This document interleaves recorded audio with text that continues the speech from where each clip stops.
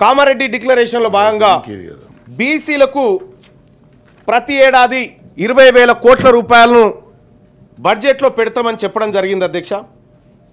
కానీ పోయినసారి దాన్ని 9,000కే కుదించడం జరిగింది అధ్యక్ష.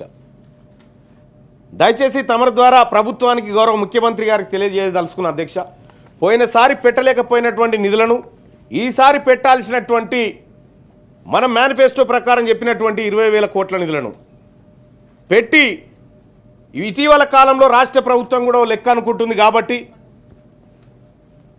ఆ లెక్క ప్రకారమైన నిధుల విషయంలో కానీ రాజకీయ అవకాశాల విషయంలో కానీ ఉద్యోగాల విషయంలో కానీ ఈ రాష్ట్ర ప్రభుత్వం చొరవ తీసుకోవాలి సార్. అదేవిధంగా కార్పొరేషన్లలో కేటాయించిన నిధులు పెట్టిన ఖర్చు వీటన్నిటిని కూడా తీన్మార్ మల్లన్న గారు ప్రస్తావించడం జరిగింది. నేను కూడా వారితో ఏకీభవిస్తున్నా. ముఖ్యంగా మోస్ట్ బ్యాక్వర్డ్ కార్పొరేషన్స్కి పేపర్ మీదనే కేటాయింపులు జరిగినాయి, నిధులు ఇది కాలేదు. ఎస్సీ ఎస్టీ సప్లాన్ లెక్క బీసీలకు కూడా సప్లాన్ తీసుకురావాల్సినటువంటి అవసరం ఉంది సార్. ఆ విషయాన్ని తమరి ద్వారా రాష్ట్ర ప్రభుత్వానికి తెలియజేస్తా ఉన్నాను సార్. బీసీ సప్లాన్ కూడా చేయాలన్నదే నా ఆలోచన. దానికి కూడా మనం సమీకరించుకుందాం, చర్చించుకుందాం.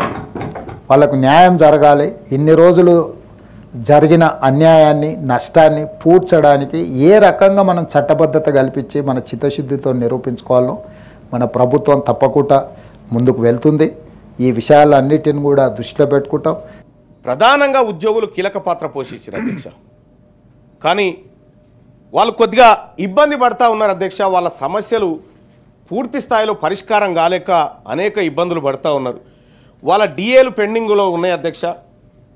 ఉద్యోగుల పెండింగ్ బిల్లులు చాలా కాలంగా చెల్లింపులు లేకుండా అట్లా పేరుకపోతూ ఉన్నాయి.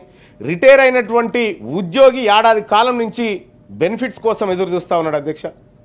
ఇట్లా అనేక రకాలైనటువంటి సమస్యలు మనల్ని నమ్ముకున్నటువంటి, అంటే మనం ఏదైతే ప్రజలకు హామీ ఇచ్చినామో ఆ హామీలను నమ్ముకున్నటువంటి ప్రజల నుంచి వస్తున్నటువంటి ప్రశ్నలు అధ్యక్ష. వాటన్నిటికీ పరిష్కార మార్గం ఇక్కడ దొరకాలని కోరుకుంటా ఉన్న అధ్యక్ష.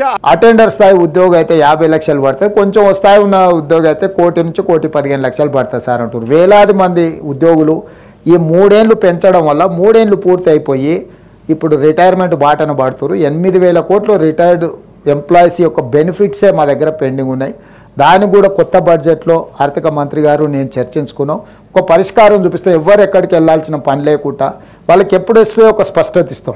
ఒక కార్యాచరణ చేసుకొని రిటైర్డ్ ఉద్యోగులకు కూడా ఒక నమ్మకం కలిగించి వాళ్ళు కూడా వాళ్ళ జీవితాన్ని ఒక ప్రణాళికబద్ధంగా నిర్వహించి ఈ ఫలానా నెల నా డబ్బులు వస్తాయంటే అతను ఎక్కడైనా సర్దుకోవడమో చెప్పుకోవడమో ఇచ్చుకునే వాళ్ళకు కూడా తారీఖు చెప్పుకోవడానికి ఉంటుంది. అదేవిధంగా మిత్రుడు డిఏల గురించి మాట్లాడిండు.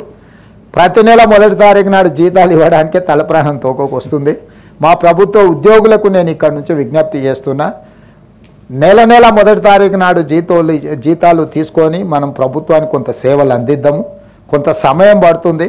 ఈరోజు ఏమాత్రం ఏం చేసుకున్నా ఈ వ్యవస్థ కూడా దెబ్బతింటుంది. మన 1వ తారీఖు నాడు జీతాలు ఇవ్వడానికి రిజర్వ్ బ్యాంకు దగ్గర అప్పుడప్పుడు చేబదులు అంటారు కదా అధ్యక్ష, ఊర్లలో అంటాం కదా, బ్యాంకు లోను షూరిటీస్ కాకుండా చేబదులు మళ్ళీ ఇస్తాం.